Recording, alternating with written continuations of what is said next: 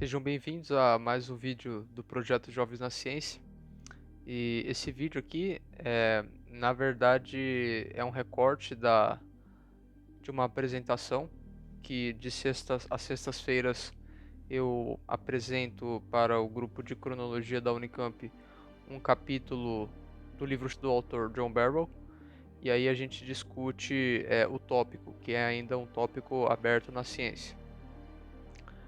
Então, esse capítulo que a gente vai estar discutindo nesse vídeo aqui é o capítulo 12 do livro.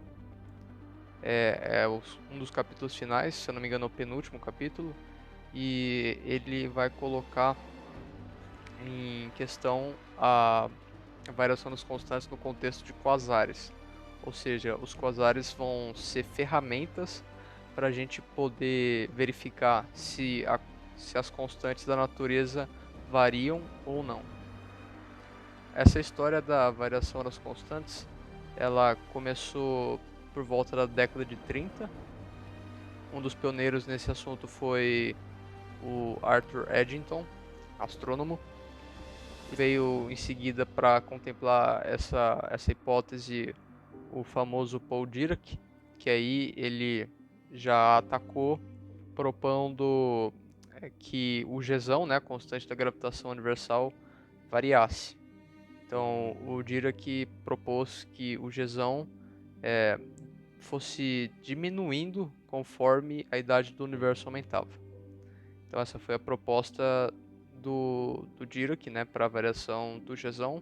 E aí depois tiveram outras propostas, como por exemplo para a variação da constante de estrutura fina, que a gente denomina por alfa. E essa constante de estrutura fina está diretamente relacionada com a força eletromagnética. Então, a partir da constante de estrutura fina, a gente tem uma relação com uma série de outras constantes da natureza e ela tem forte relação com a força eletromagnética. Então, a gente analisando se o valor de alfa variar, a gente tem que as constantes da natureza variam. Então, elas não são constantes. Acontece que a proposição, né, a proposta, na verdade, a proposta é que essas constantes variem muito pouco ao longo de bilhões de anos. Então, esse é o problema, um dos problemas encontrados para a medição. Depois de um tempo dessa série de pesquisas relacionadas à variação das constantes, o físico brasileiro César Lattes propôs que, por meio de estudos nucleares, se estudasse a variação do alfa no contexto da física nuclear, observando reações de decaimento. O grupo está evoluindo com as pesquisas e, bom, eu falei isso para dar um contexto para o vídeo agora, que eu vou passar, que é na verdade um recorte da reunião. E só para dar um contexto aqui, inicial do capítulo, a gente vai estudar os quasares, né, no contexto da variação das constantes, porque os quasares vão ser ferramentas para a gente verificar o valor de alfa há bilhões de anos atrás, há quase 13 bilhões de anos atrás. E por que disso? Porque os quasares, eles estão a essa distância, 13 bilhões de anos-luz da Terra. E o que isso significa é que a luz, ou seja, a informação, né, trazida dessa luz aí, o espectro dessa luz que está chegando a gente, na gente, está chegando pra gente, perdão, está trazendo informação de como o universo era, né? Essa luz está trazendo informação de como o universo era há 13 bilhões de anos atrás. Então, por análise de espectroscopia, e espectroscopia foi o último artigo que eu publiquei aqui no Jovens da Ciência, é possível fazer essa inferência para ver se o alfa varia conforme a gente vai ver agora no vídeo. Tá, então eu espero que vocês gostem do vídeo e é isso aí. Ah, e também, só mais uma coisa que eu quase me esqueci, eu vou estar colocando uns áudios no meio do vídeo para poder dar um pouco mais de contexto para vocês. Bom, então tá aqui o capítulo 12. chama Reach for the Sky. E bom, ele fala dos quasares, né? E aí é legal, antes da gente falar do papel das constantes nos quasares, é bom a gente entender primeiro o que são quasares, né? Bom, quasares são buracos negros supermassivos, comumente encontrados em núcleos galácticos, então no centro das galáxias, né? E eles têm em volta deles esse disco de acreção aqui, esse envoltório de matéria. Essa radiação, conforme vai sendo consumida pelo buraco negro, ela vai liberando uma quantidade enorme de energia. E esses raios ionizantes aqui, esses feixes ionizantes que surgem nos polos, são produto da dinâmica desse disco de acreção aqui. Então aqui, sumiu o cursor. Então esses feixes de radiação ionizante aqui, de raios gama, raios X, são produtos do disco de acreção. Os quasares são um dos objetos mais extremos, né, que a gente tem aí no universo. E uma coisa muito interessante é que eles são um dos objetos mais distantes que a gente pode observar, né?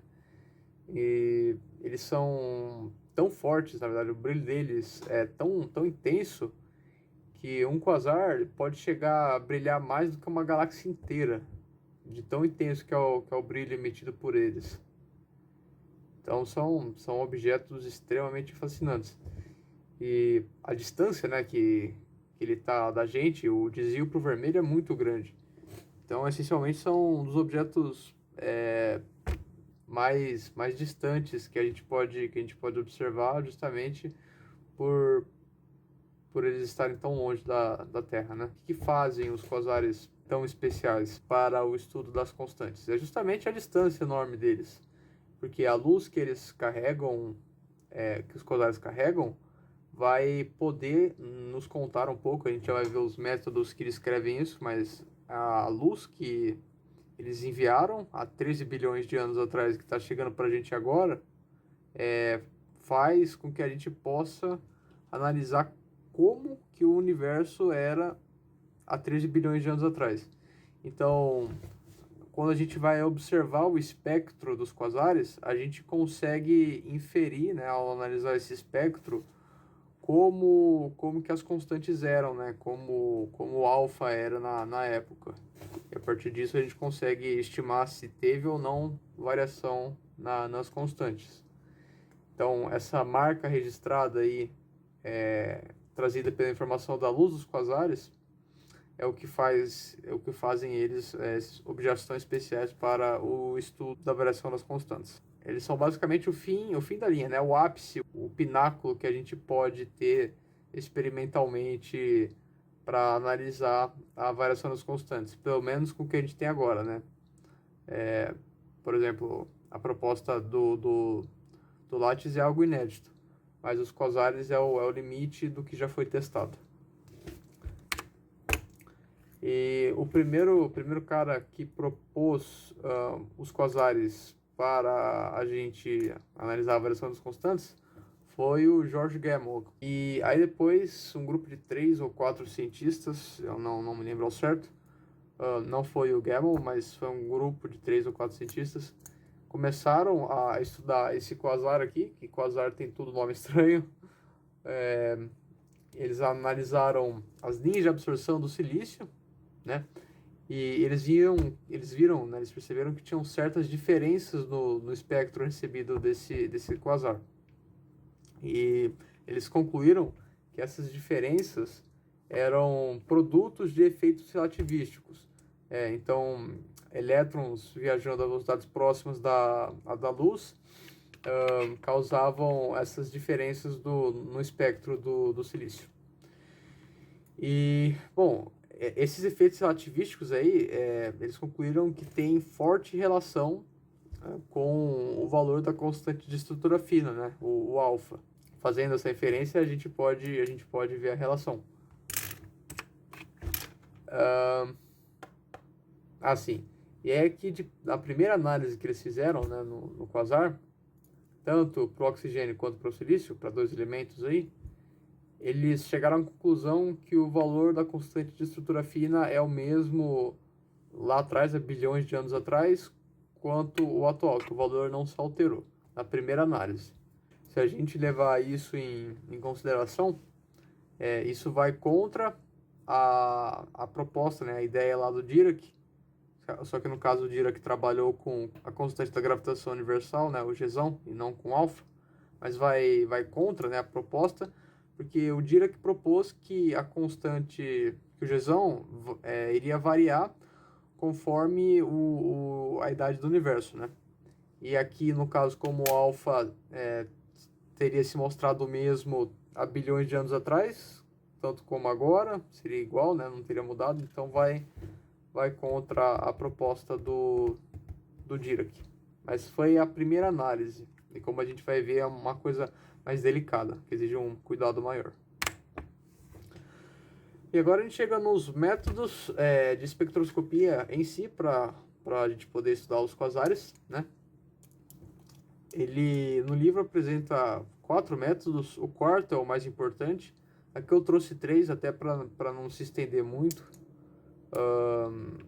porque já ficou bastante grande a apresentação.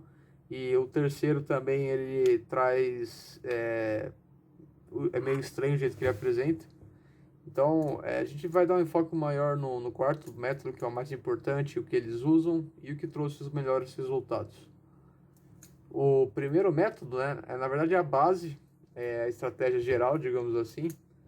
E o primeiro método, eles comparam duas transições atômicas, né, vindas de um mesmo slide astronômico, ou seja, vindas de um mesmo quasar, então da mesma nuvem, né? E aí eles analisam a diferença nos comprimentos de onda emitidos dessas duas transições atômicas aí. E aí eles computam, né, essa razão aqui embaixo, e essa razão é diretamente proporcional ao quadrado da constante de estrutura fina. Então a gente pode ver a relação evidente de alfa com essas transições atômicas. E fazendo essa comparação, se a gente pegar essas mesmas transmissões atômicas e fazer em laboratorialmente aqui na Terra e medir com o que a gente recebeu dos sites astronômicos, no caso dos quasares, a gente consegue computar se houve ou não diferença do valor de alfa, se alfa variou ou não. Então, computando essa razão aqui, a gente consegue estimar isso.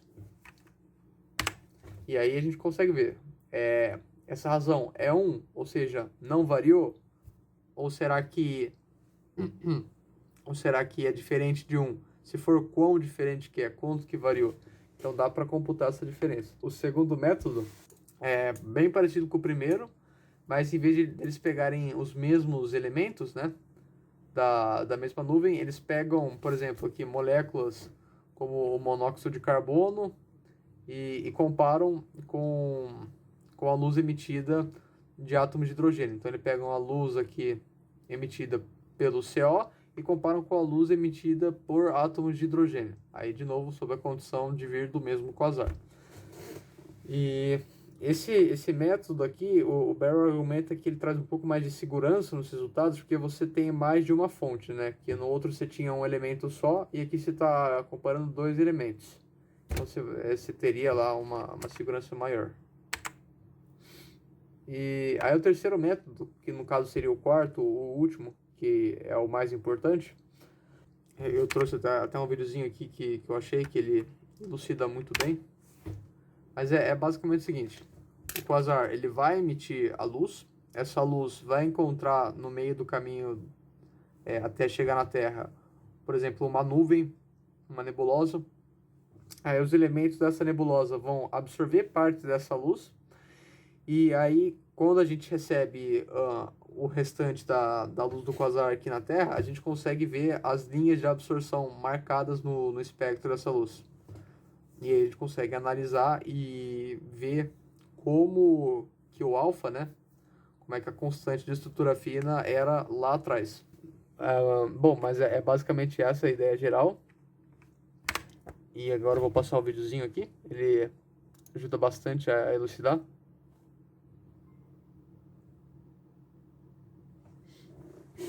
Então aqui a gente tem o quasar, né? Emitindo a luz. Aí tá aqui a luz com o espectro dela.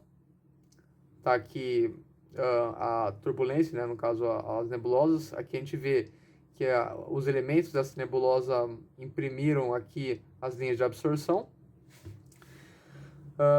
E aí a gente vai receber esse espectro com essas linhas de absorção aqui. E aí, analisando, né, esse espectro com essas digitais espectroscópicas aí, a gente consegue verificar como que a constante de estrutura fina era alguns bilhões de anos atrás. Então, o método principal é o que eles usam e que traz resultados mais concretos.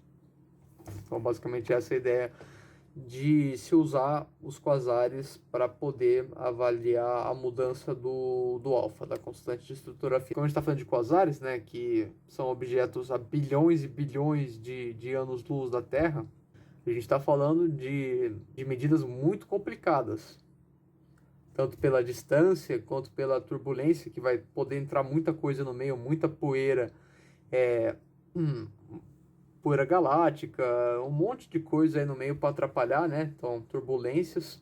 A gente também tem o fator da sensibilidade, né? Que é uma coisa muito sensível. A precisão dos equipamentos aqui na Terra para detectar essa variação tão sucinta no alfa, né? A gente tem que ter equipamentos extremamente precisos, isso é bem complicado. E a gente também tem que levar em conta a coerência no estudo, né? Porque aí lá, por exemplo, na primeiro e no segundo método da análise de espectroscopia nos quasares, a gente tem que pegar, né, e analisar elementos que estão em condições semelhantes, né? Ou seja, na mesma nuvem, se movendo da mesma forma. Então, são coisas assim que você tem que considerar para manter a coerência no estudo, porque senão você compara coisa diferente e aí os resultados destoam.